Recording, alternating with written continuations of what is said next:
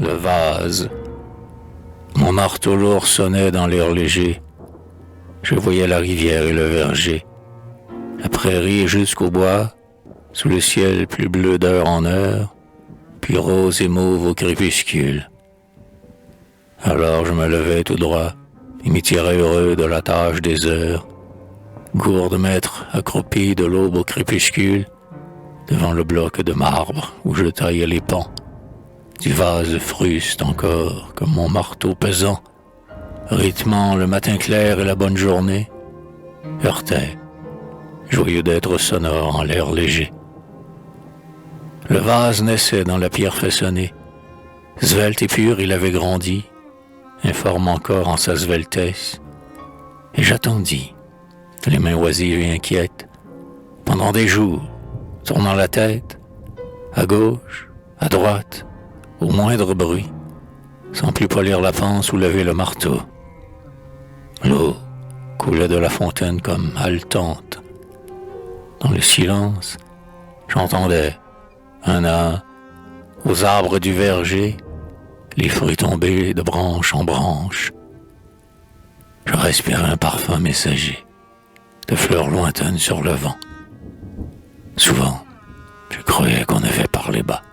Et un jour que je rêvais, ne dormant pas, j'entendis par-delà les prés et la rivière chanter des flûtes. Un jour encore, entre les feuilles d'ocre et d'or, du bois, je vis, avec ses jambes de poils jaunes, danser un faune. Je l'aperçus aussi, une autre fois, sortir du bois, le long de la route et s'asseoir sur une borne pour prendre un papillon à l'une de ses cornes. Une autre fois, un centaure passe à la rivière à la nage. L'eau ruisselait sur sa peau d'homme et son pelage. Il s'avança de quelques pas dans les roseaux, flaira le vent, hennit, repasse à l'eau. Le lendemain, j'ai vu l'ongle de ses sabots marqué dans l'herbe. Des femmes nues passèrent en portant des paniers et des gerbes, très loin, tout au bout de la plaine. Un matin, j'en trouvai trois à la fontaine, dont l'une me parla. Elle était nue. Elle me dit, sculpte la pierre, selon la forme de mon corps en tes pensées, et fais sourire au bloc ma face claire.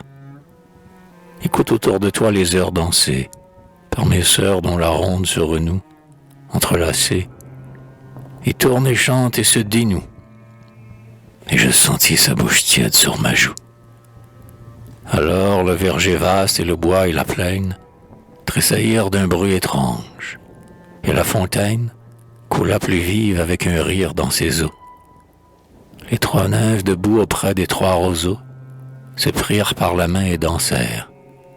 Du bois, les fondereaux sortaient par troupes, et des voix chantèrent par-delà les arbres du verger, avec des flûtes en éveil dans l'air léger.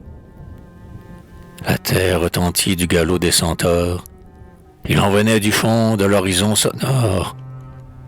Mais l'on voyait, assis sur la croupe qui rue, tenant des tirses tors et des outres ventrus, des satyres boiteux piqués par des abeilles. Et les bouches de crin et les lèvres vermeilles se baisaient, et la ronde immense et frénétique, sabots lourds, pieds légers, toisons, croupe, tunique, tournait éperdument autour de moi qui, grave, au passage, sculptait au flanc gonflé du vase, le tourbillonnement des forces de la vie.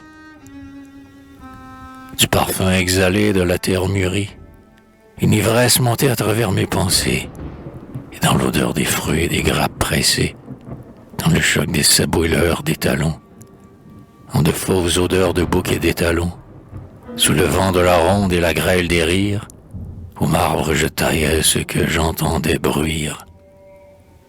Et parmi la chair chaude et les effluves tièdes, hennissement du mufle au murmure des lèvres, je sentais sur mes mains, amoureux ou farouche, des souffles de naseaux ou des baisers de bouche. Le crépuscule vint et je tournai la tête. Mon ivresse était morte avec la tâche faite, et sur son socle enfin, du pied jusqu'aux anses, le grand vase se dressait nu dans le silence, et, sculpté en spirale à son marbre vivant, la ronde dispersée dont un faible vent apportait dans l'écho la rumeur disparue, tournait avec ses boucs, ses dieux, ses femmes nues, ses centaures cabrés, ses fondes adroits, silencieusement autour de la paroi, tandis que, seul, parmi, à jamais la nuit sombre, je maudissais l'aurore et je pleurais vers l'ombre.